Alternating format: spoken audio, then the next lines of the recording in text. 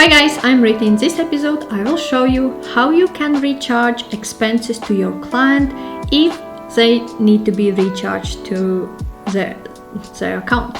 So firstly, let's go to expenses on sidebar, and let's say we'll make sure that phone charges will be rechargeable to Lucy, but flowers limited is not yet marked. So click on edit and make sure that it's charged to Lucy in my case. Once you're happy, click save. So these charges can be rechargeable to Lucy, or will be rechargeable. So let's go to sales. Let's add a new invoice. Select Lucy. Select an invoice date. Okay. And now under invoice line items, we have two buttons enabled. One is add line item.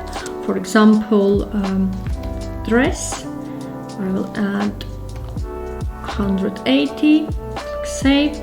But then also I have another charges, add rechargeable expenses, and first one was phone charm.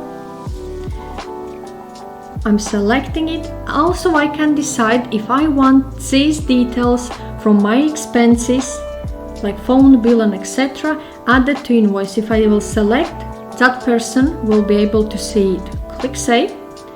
So these details from my added expenses will show up on client's invoice.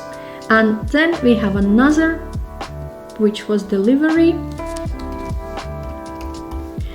And if we will include, client will see details of our supplier and what would be amount. So when we'll click add, you can see that it's on 3rd of May, limited, and it's for delivery £25. We can add a note, we can add bank details, for example business account details to show up, and if you want to enable late payment reminders, we can do it by clicking on that box and adding information. So preview an issue. This would be an invoice, what would be sent out to Lucy. I haven't enabled her email, so only thing what I can do is issue invoice, or if I want to email her, I can edit Lucy's account and add email address, so I can distribute this invoice directly to her email address. And once we're happy, click issue invoice.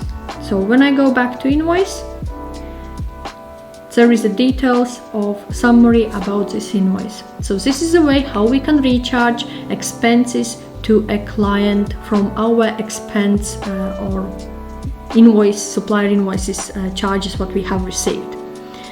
If you have any questions or require any further advice, feel free to reach out to me.